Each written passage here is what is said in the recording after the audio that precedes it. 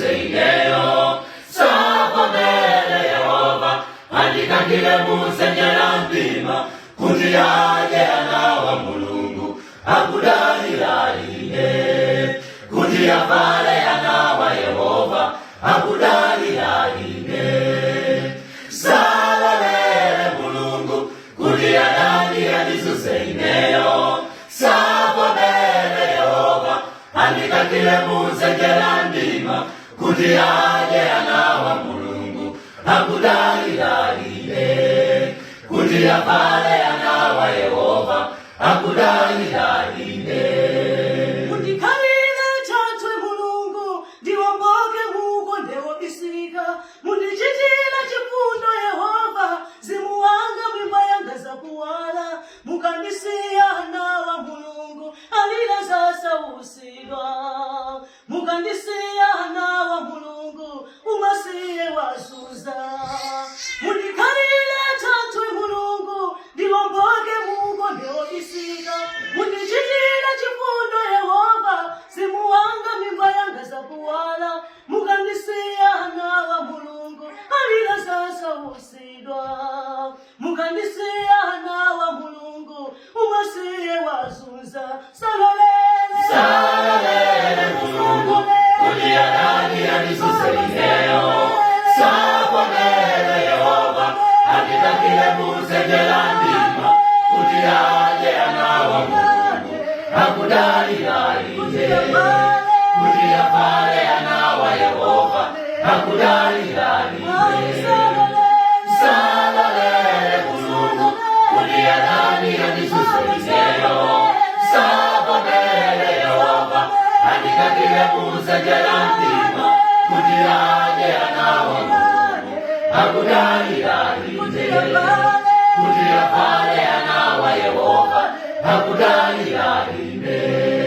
mundichitira chifundo Mulungu adani yanga hakufuna kundimeza mundichitira chisoni Yehova chipekulo chawo chakuta nkhope yanga mukandisiya ana wa Mulungu akhala wopempha mukandisiya ana wa Mulungu alibeho wasambala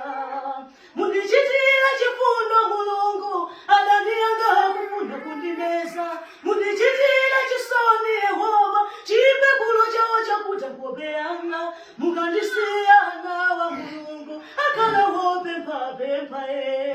mukandisiya ana wa Mulungu alibeho wasambala salolele Mulungu kuti adani isuseyo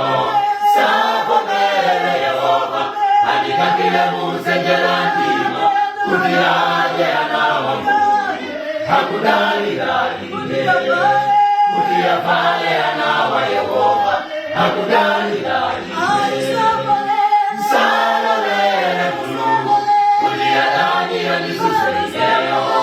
sapa mbele Yehova andika kile musenyera ndima kuti aje ana wa Mulungu akudalira ine kuti apale ana wa Yehova akudalira ine. Mundikasike maso Mulungu niyagone mutulo taifa mundipenyese maso Yehova adani yanga nendawalaka mukandisiya adani wa Mulungu akondwa zanyu zainu mukandisiya adani wa Yehova sazamba za chisusulo mundikasike maso Mulungu ningagone mutulo taifa mundipenyese maso Yehova adani yanga nendawalaka mukandisiya adani wa Mulungu akondwa zanyu zainu mukandisiya adani wa Yehova sazamba za chisusulo salolele Mulungu kuti adani isuseyo sapa mbele Yehova andika kile musenyera ndima kuti aje ana wa Mulungu akudalira ine kuti apale ana wa Yehova akudalira ine salolele Mulungu kuti adani isuseyo sapa mbele Yehova andika kile musenyera ndima kuti aje yaje anawa hakudali dalile kutia pale anawa Yehova hakudali dalile salolele kutia dali ya Yesu sabobele Yehova alika kirebuza jerandima kutia yaje anawa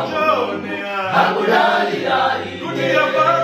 kutia pale anawa Yehova hakudali dalile salolele kutia dali ya Yesu sabobele Yehova alika kirebuza jerandima kutia yaje anawa